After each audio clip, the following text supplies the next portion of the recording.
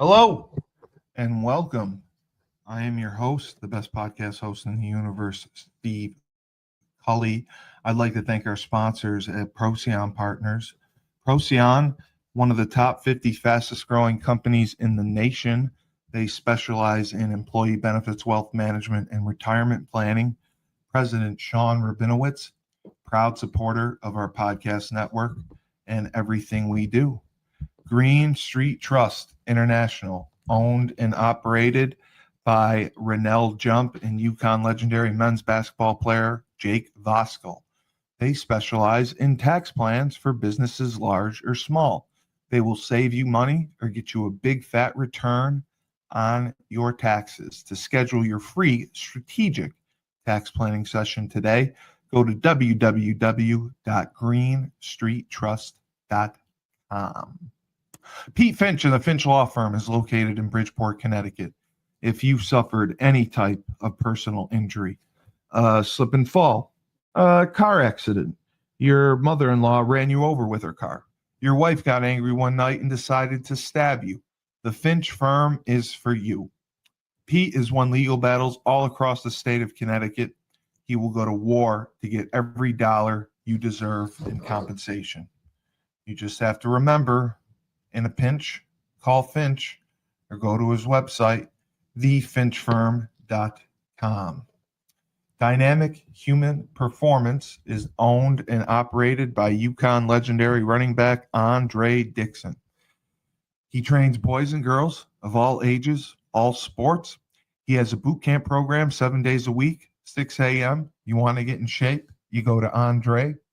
He has an athletic development program where he trains boys and girls in the sport of their choice from the ground up, helps them reach their full potential, be the best they can possibly be. Andre has sent boys and girls to college on scholarship for all different types of sports. To work with the best, he has a 5,000 square foot state-of-the-art facility in Hartford, Connecticut. Go to www.dynamichumanperformance.com. All right, and here we are for a Huskies Health, and with me is always former UConn star Chris Bellamy, now a mental health advocate, champion for fathers' rights, and host of the hit podcast All Black Men Need Therapy, and so do I. Good to see you, Christopher. What's up, Cully?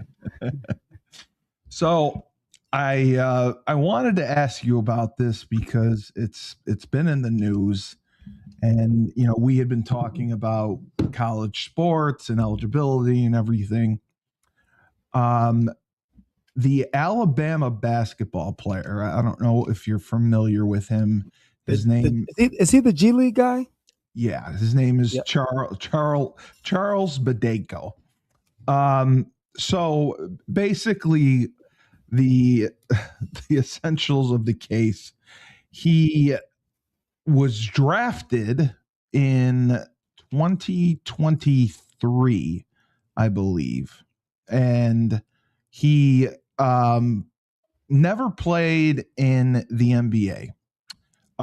He never appeared in a game, anything like that. He was on a G League team. He was on a two-way contract, but he never played in an NBA game. And the argument is that, with Europeans, they typically allow it. If you play in a European league professionally and then want to come to college, it's okay. And they're trying to say that, it's a double standard. So if you're in the America, but you're not playing professionally, but still getting paid, you technically shouldn't be and considered like a pro athlete. And surprisingly, the SEC commissioner, Greg Sankey, filed an affidavit in support of Charles Badenko, the basketball player, basically saying that the NCAA is not upholding their eligibility rules. and that it fuels disruption on the college landscape.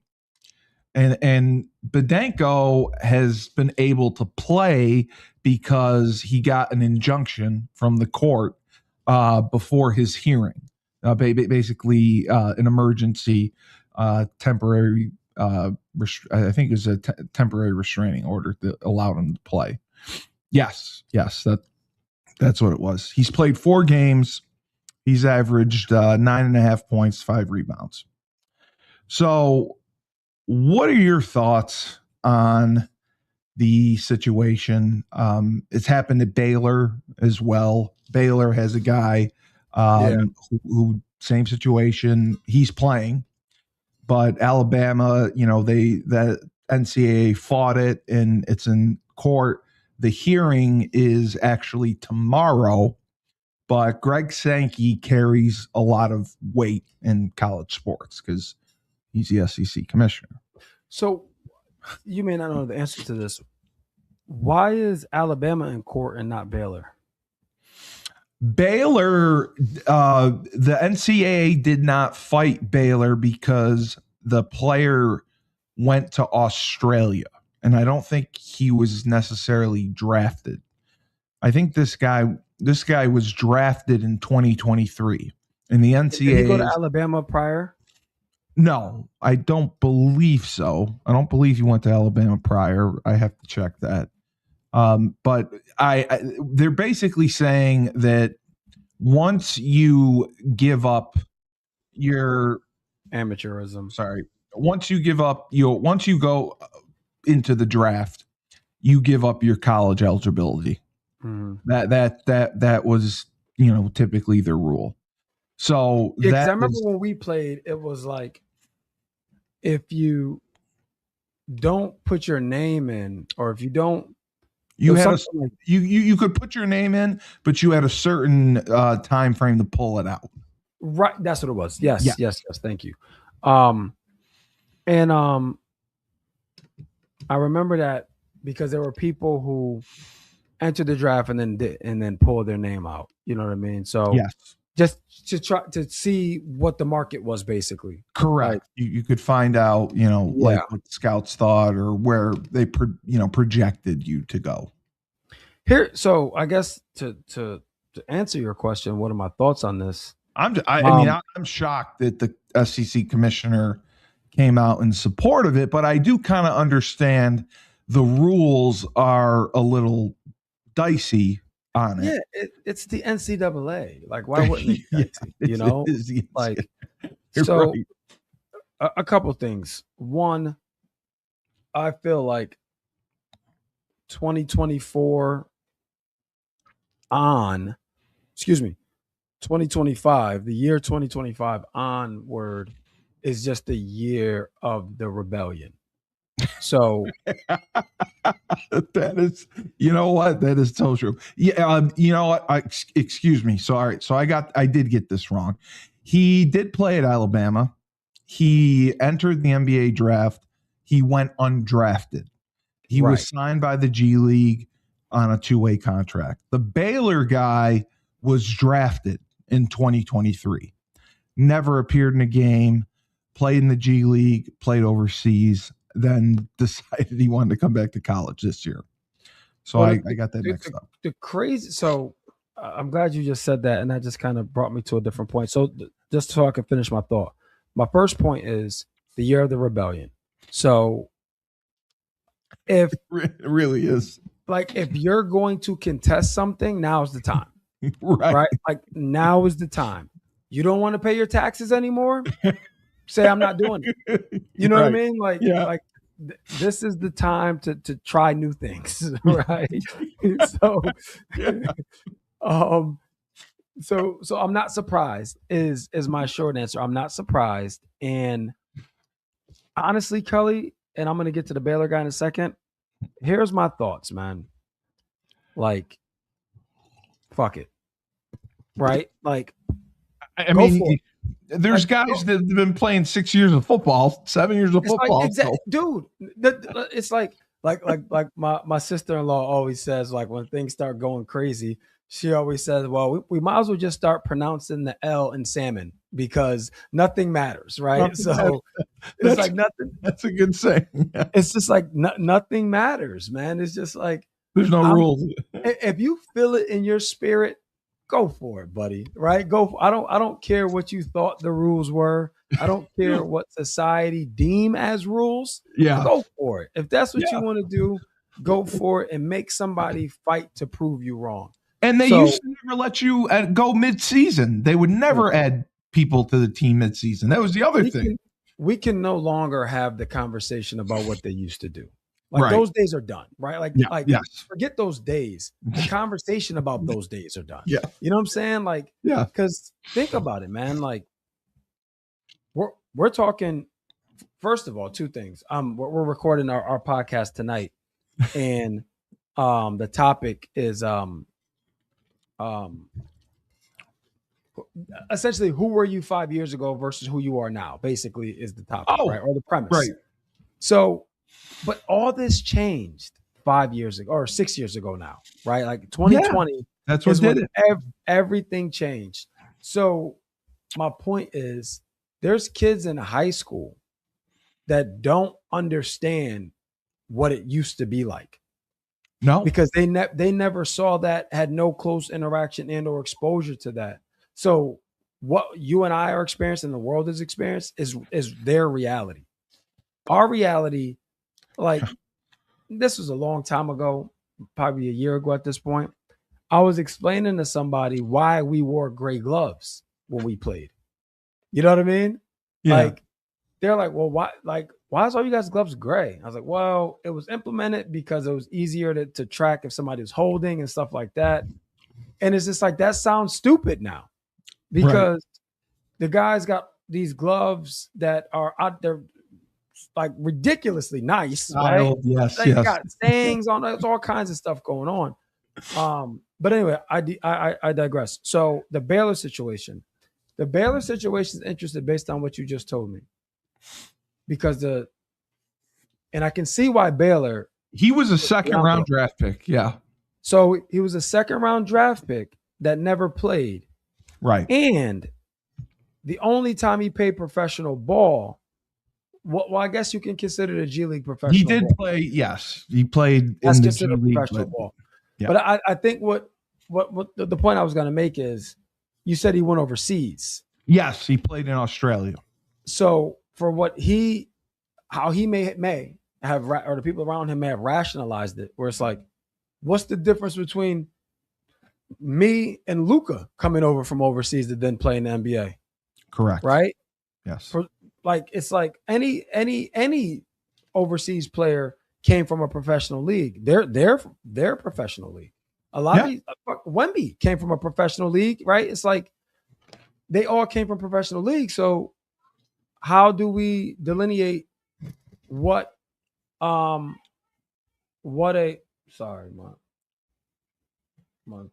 son. My son was yelling from my wife, but he's just being overly dramatic.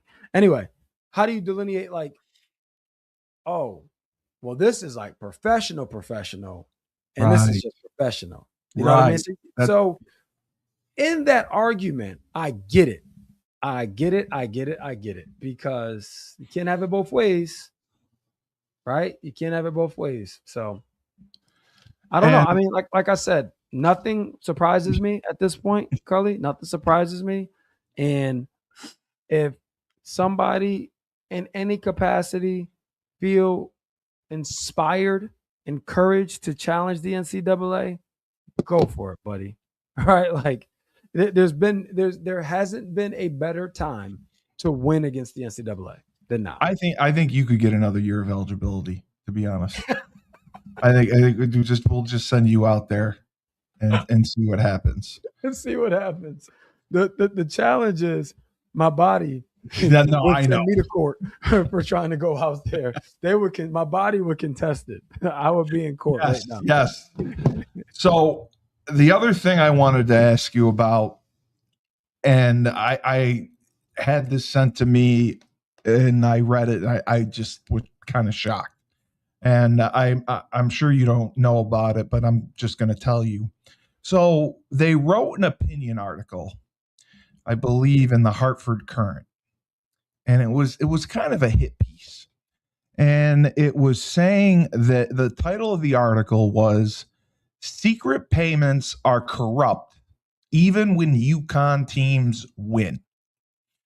And the gist of it is basically, how schools can pay players right now.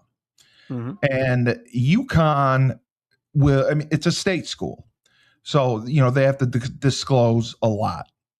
They are disclosing, obviously, how much they pay the athletic department, how much each sport spends, but they are not disclosing the amount that each student athlete is paid as part of the revenue sharing agreement. That's the $20 million that each athletic department can pay. So, I mean, this guy was pissed about it. And UConn received basically an exemption from the legislator for the Freedom of Information Act. So they can't FOIA it to find out, how much is Sarah Strong making? How much was Joe Figiano making?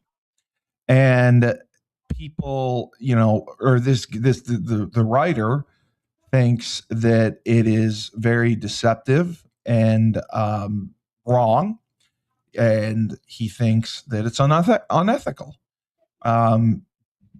Benedict, the AD, says that student athletes deserve and should be granted privacy. People, if people know how much they're getting, that could put them in harm. There's certain things that come with that. If you disclose, and he actually said that. He says there's people that'll kill for some kind of money, and ruining their privacy is not fair.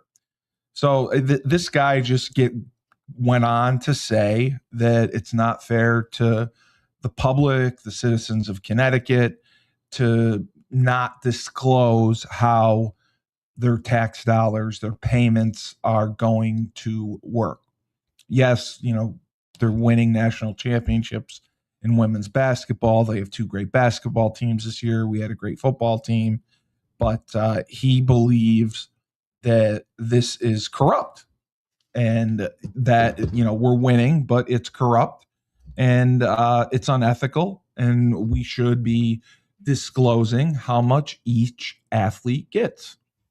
So you are the voice of reason in my mind, and I just wanted to get your thoughts on that, on what you think of that. I might take this on a couple of different paths, but I knew you would.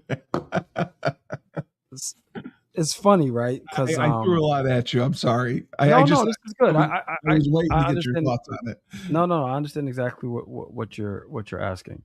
So it's couldn't have been no more than 2 days ago. My wife referenced I was doing something, and she was like, what she said to me was like, like how you would pack groceries. It's like if you ever worked at a grocery store. And I'm like, no, I never worked at a grocery store. And I was like, I never worked at a grocery store, and I never worked at a fast food place when I was, a teenager. And she's like, really? We all did. Why didn't you? I said, well, I never wanted people to be able to count my pockets. Meaning, like, oh, you work there, so you must make this. So if you make this, then you can do this. Exactly. You know what I mean? Like I never want, even when I like my most rewarding job to date, working as the dean of students at New Bern High School. I love that job. I was the head JV football coach, running back coach for varsity. Love that job. But the one thing that didn't sit well with me is being a city employee and everybody knowing how much I made. They disclose it. Yeah. Yep. So that was the one thing that didn't sit well with me. Like everybody knew how much I made. And then when I got my job in corporate, what I loved about it is nobody worked in private. corporate that I knew, right? Right. That's one. Two, I work for a private company. Right. Two, right? Three, my job was how our compensation plans to those receiving them are complicated. So the general public's not going to be able to decipher that. You know what I mean? It's like, Yeah, like exactly. I kid you not, Cully. We obviously I work for a company that's incentive based, right? So Right. you hit numbers, you get paid certain months or whatever. And literally once the year closed, I put time and calendar with my boss. I'm like, all right, man, let me just make sure I got this clear. Because I'm trying to decipher how much money I'm making based on what I just did. Out, yeah. Yeah, I'm like, I just want to make sure, because I'm like, I'm still a little gray. You know what I mean? So, and I've been in with my company for 16 years. Yeah. Right. So anyway, I say all that to say, man. I say all that to say, my first question is, why do you care? Right. And I know what you're saying. Exactly. You're saying it's your tax dollars. Cool. I understand that. So that being said, tell me what a third year state worker in the eligibility department makes, since you care so much. Right? Since you care so much. Tell me what my daughter was just making when she was working at the state. Since it's that important to you. You know what I mean? Well, like they had, that was the whole thing with Edsel's son. They disclosed his salary and position, and people contested it, and they did an investigation that cost hundreds of thousands of dollars and ended up going nowhere. They wasted money investigating it because of nepotism. And when, in coaching, there's nepotism everywhere. And Cully, not just in coaching, bro. Not just in coaching. I know, right. Everywhere. Right? Where that person who's complaining works, nepotism exists. Yes. You know what I mean? So it's like, you're right.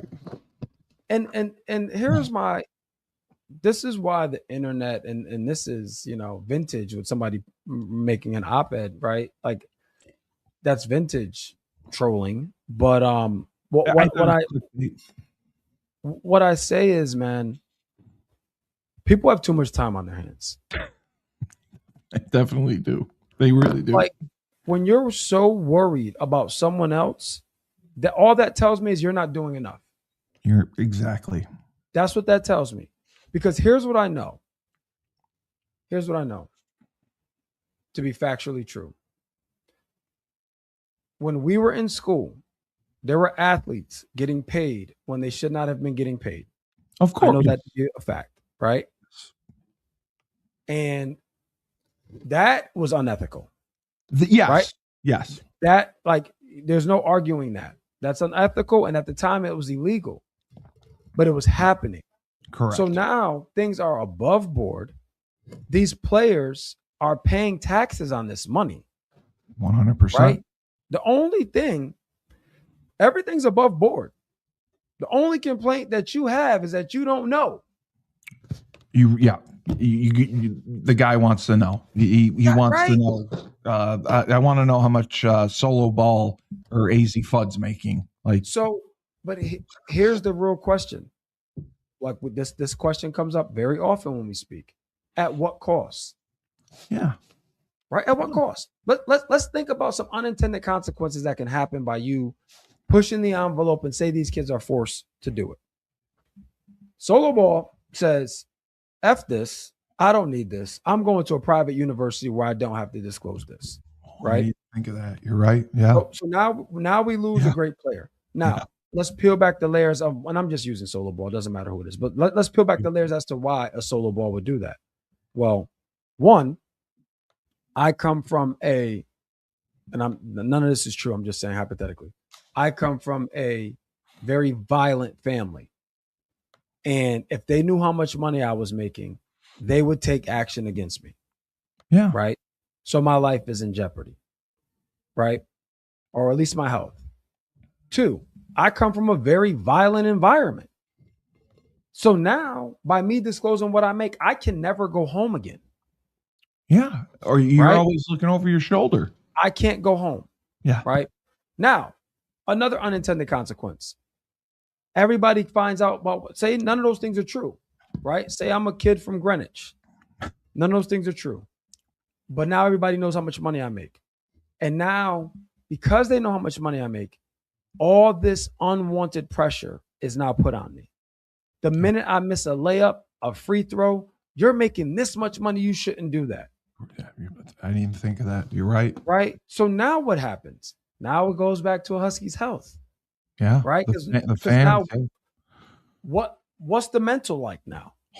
Because here's the thing about money, Cully. Money is quantifiable. So I just explained to you that 100%. I was still trying to figure out my bonus structure. Why was I trying to figure out my bonus structure? Because I did something that warranted some money. Right. Right. So now I was like, okay, well, how much money am I going to get? And you're in an incentive-laden position. Exactly. Right. But this is my job. Right. Yeah, it's your livelihood. Here's the reality. If I don't perform, I don't have a job. Yeah. Right. Exactly. But this isn't like this. These kids are playing. Let me emphasis on kids. These kids are playing basketball. Right. These kids are on their parents' insurance. 100% they are. What are we talking about? 100% they are. Right? You want to know how much a child is making.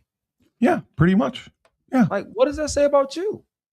That's why I thought it was so awful. I thought it was so awful. And I thought that, like, I didn't even think of those two unintended consequences. I'm thinking of them as far as, being in danger. Like if they know Solo Ball, oh, he's on the books for $1 million this year. Maybe it's school he gets attacked. Maybe God forbid a Jasper Howard situation happens again. Someone comes up there. I mean, that's what scares me. All that money does is now put expectations on that kid. Yeah. That again is quantifiable, right? Yes. If Solo Ball is making $100 in NIL in collective, all right. Well, if he doesn't score, he's only getting paid $100. Not a big deal. Right. He's making $1 million. Oh, he's expected to win a national championship. He's expected, like there's. Think about how hard the fans are on Caravan and we don't even know how much he's making. No. Can you imagine like the slander he would get if we knew how much he was making? And it doesn't even matter the amount, Cully. No. You know what I'm saying? No. Like if the amount is low when he's not having a good game, that's why we're only paying you $600,000, $400,000. Yeah. When he's having a bad game and he's making $2 million, you're not like it's like these kids cannot win if it's from our own people, which is I think is awful. That's why I've only ever committed to being a fan of UConn.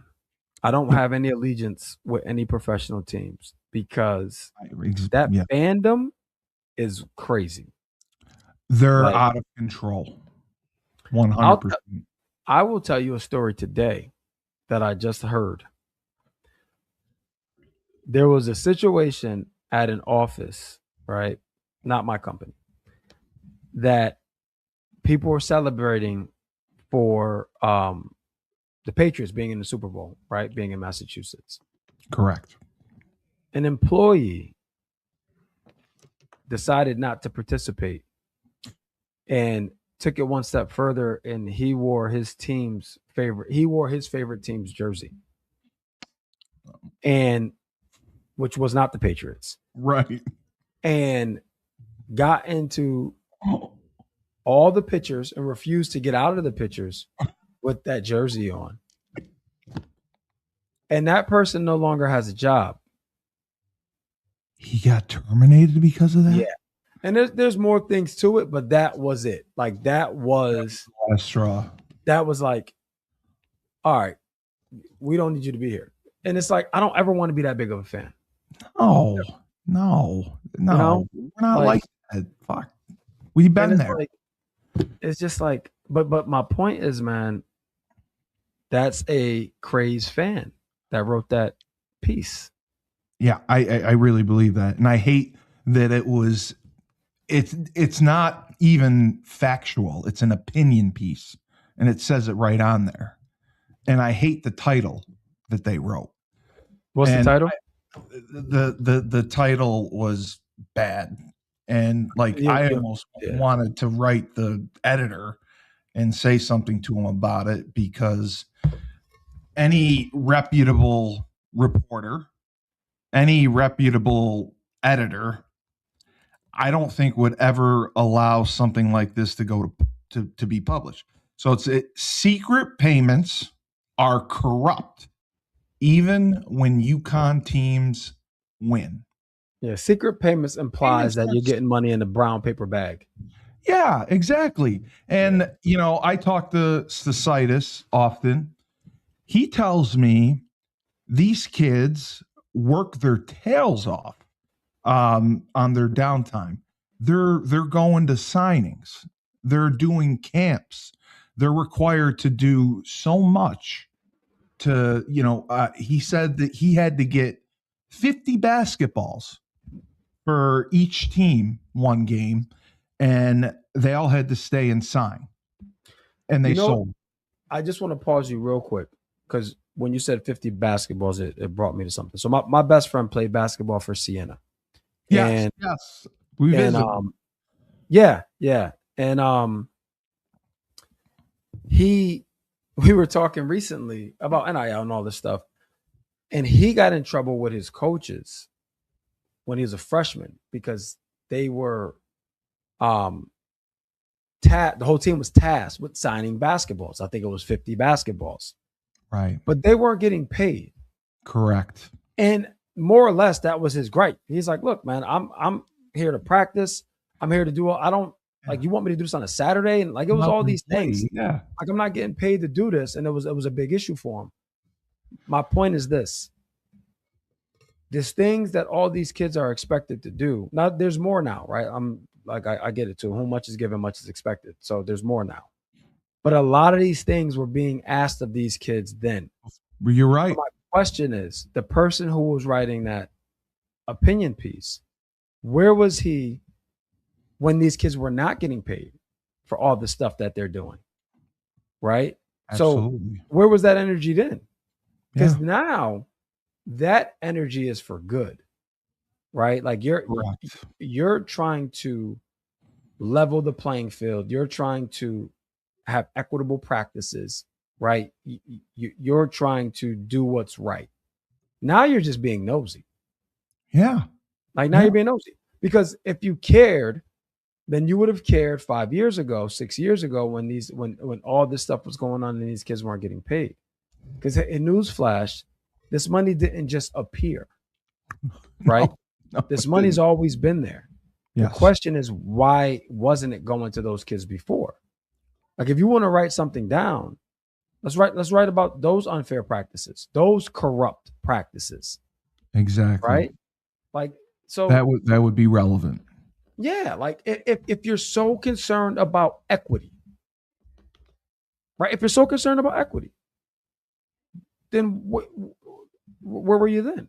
Yeah. And another piece, like, again, when you work for the state, there's steps, there's stages. Like, so it's like, as long as you don't get fired, when you hit these year markers, you're going to get paid X. Correct. Right? Yes. When's the last time those been evaluated? Right? Because depending the department you are or the org you're under, everybody has the same stages. Yes. So where's your investigation into that? Yeah. Right? Like, and newsflash, yep. Like, even if you include the whole football team and the whole basketball team, which are the two highest paid sports at UConn, correct, even if you include that, it would not even be 1% of the state's workers. So you're worried about this 1%, right? Yeah. The 1%. Exactly. If you want to call these kids state employees, which they're not, they're independent contractors, right? So 1099. What are we talking about? Right? Are you asking to vet every? You're right. Are you asking to vet every RFP, request for proposal, that the state gives out to independent contractors? Yeah. Are we vetting that? I didn't even think So, about that. You're so right. we're not vetting. So we're only vetting. Let's just call it 115 independent contractors for the state of Connecticut. And you and I both know those 115 basketball and football included, those 115 people, if you, it's only about 5% of them that are getting that big money. Yeah, And football. maybe Yeah, not even 5%, right? football didn't even spend $1 million this year. Exactly. Right. Like they're potentially is one player on the basketball team making more than the whole football team. Potentially. Yes, yeah, there Right. is. Yes, yes. So it's like, so we're really talking about 7 people, Pretty right? much. 8 Yeah. people. Like you want to worry about that, but you don't want to worry about any other unfair practices that's going on in the state of Connecticut. RFPs come out monthly for the state of Connecticut to Exactly. independent contractors. Yeah. So what are we talking about? Right? You're worrying about some kids. Yeah. Like, get a life, bro. Like, get a life. I don't care. I don't care how much they make. Like, That's exactly what I said. I want them, because here's what I know, right? It's not what you deserve, it's what you negotiate. So if somebody or them negotiated their earnings, they deserve that. Period. And nothing else to talk about. And they earn it too. I mean, when I found out from Stasitis how much they do, it's not just like they get out of practice and go to study hall. They do so much. He told me one time about 2 months ago, they had to take a van with 2 of the top men's players, 2 of the top women's players to New York City to go to a convention and do signings for 4 hours. And that was part of the rev share agreement. So the school puts them to work. I mean, they get their money. They're getting a return on their investment, because 100%. Here's what I also know. That school or that athletic department is not giving out $20 million to make 5. No. Right? Like, they're not taking a loss. They're giving out that 20 million to make 40. Correct. Right? To make 50. And raise donations too. Like, you know what I'm saying? Like, they're going to leverage it, because they talked about it with was it Carson Beck, maybe? How much they paid him. Yes. And how much dividends they made as a result. Because the ACC, correct me if I'm wrong, the ACC, yes, I know, when you go to the playoff levels, like, that money stays with that team or something like that. They don't. Yes, it doesn't. They don't rev share ACC. Right. They keep. Exactly. So it's like, that sounds like that was a pretty good investment. Yeah. You know what I mean? So if you want to inspect something, let's inspect. Let's do this, right? Let's look at gross revenue / profit. Has it declined since these kids have been getting money, or increased? Oh, it increased. So if it increased, what are we talking about? If we're going to talk about something, maybe they're not being paid enough. If you look at even at the national championship game, it was up, I think, by 10 million people this year. What are we talking about? What are we talking about? Yeah. Yeah.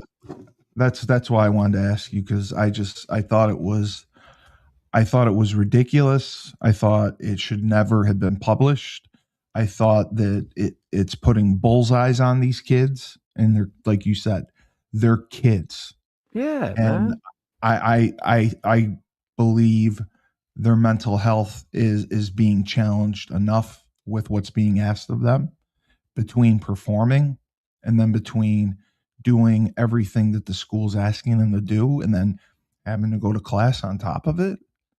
I mean, it's life's expectations, right? That's what they deal with every day.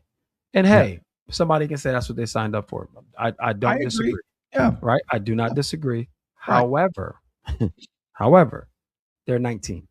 And I don't think it needs to be disclosed to the public. No. And I didn't even think about, you're 100% right. Every employee at UConn, yes, that gets disclosed. They are not, I didn't even think, they're not employees. They're It's a 99. 1099s. Yeah. They have no ability. It's like asking your plumber. Like you can't just do that. Yeah. There's no basis. And the other thing, right? There's revenue and there's profit. Right. So those kids are, let's just say 100,000, right? Or let's just say 1 million. We don't know what it costs to maintain that, Right. right? Like, Yes. what does it cost? Obviously, there's taxes, right? And you're getting Yeah. taxed at like 55% of that, right? So, Big time. or 45%, Yes. whatever it is, something stupid. But then you still got to live. And now, what if, again, I can go down all kinds of rabbit holes as to, like, you know, it's like with people who have luxury cars, right? The people who have luxury cars who can afford them are not complaining about the $200 oil change. Right. They're not complaining about that because that's just the cost of doing business. They understand that, right? Somebody like me, who, like, my son's like infatuated with Lamborghinis for some reason, right? I don't know why, but he is, and I couldn't afford a Lamborghini. Period. There's no two ways about it. I think a tire on a Lamborghini is $3,000 or $3,000 to $5,000. Yeah. Yep. And the rim. Yep. Yep. Couldn't. No, Cully. The tire. Oh, right. Without the rim. Right. Without right. the rim. The tire. Right. Like, no. I don't even know what an oil change is. Right. Probably $2,000, $2,500, something stupid like that. If I had a Lamborghini, I would be struggling to survive. Right. But you I would wouldn't have a be Lamborghini. eating cat food. Yeah. Right. So, but you could see me having a Lamborghini and think I got it all figured out. But Absolutely. you don't know what it cost me to take care of that. You know what I'm saying? So 100%. it's like, it's all relative, man. Like, leave them kids alone. Leave them kids alone. Yeah. That's what I thought. And that's what I wanted to get your opinion on. And I agree. I think Duke ended up with a settlement with Menza, the quarterback, and now he's going to Miami. And I didn't know he was going to Miami. I thought he was going to what was the first? No, it was Miami. It was Miami. No, we're good. It was Miami. Yeah. They both sued each other, and Duke they settled. I think Miami paid a small buyout, but they got him out of it because he didn't even have a buyout in his contract. Clemson is still filing suit against the tampering against Ole Miss for the linebacker. That's going to go to court. But yeah, you're right. This is the year to do it. If anything you want, do it because you'll probably get away with it. But I 100% agree with you. You made a million great points about this, about why it would be awful to disclose. And I agree with you basically in any aspect. It's not people's business to know how much you make. It's not anyone's business to know what your household income is. Nope. I mean, like, really, and it's the same thing. Like, why do you care? And what are you doing with that information? It's because you have too much time on your hands, and you're just looking to stir the pot. And that's that article. When I read that, that's what why I immediately texted you. I'm like, do you have time to come on? Because I really wanted to hear your thoughts because I was blown away by it. So, but thank you for going through it, and you really analyzed it perfectly, and I appreciate it because I think it was wrong, and I hate that it was an opinion. You know, if it was backed up by like facts or something, fine, but they had no factual information. It's just this guy spewing nonsense, and I just thought it was clickbait bullshit. So that was it. But thank you. Great show. This will be a great one. I can't wait to make the clips for this. Anything going on for you this weekend? You watching the Super Bowl anywhere, or you staying home? I am, and since I have this platform, I will be in New Britain on Saturday. I am. I'm a part of our New Britain Boys and Girls Club alumni committee, and we're having a paint and sip night. So if you or anyone you love is in the New Britain area, come by. $30 tickets. You get a glass of wine, and you're going to paint with some amazing people. And the money 100% goes to tuition for the kids who want to attend the Boys and Girls Club. So is that on the website for the Boys and Girls Club there? It should be, but I posted it and I posted it in my okay. Partner posted in the alumni club, but I posted it. But it should be on the website. I'll put the link in the show notes and talk about it for you. Yeah, perfect. I appreciate it. But yeah, thank you. As always, Chris Bellamy, the wise sage. Love it. Thank you again. Former UConn star, mental health advocate, champion of fathers' rights, and star of the hit podcast, All Black Men Need Therapy. I'm Steve Cully, best podcast host in the universe. Remember, when life gives you lemons, don't make lemonade. Take 2 oranges, throw them right back at life.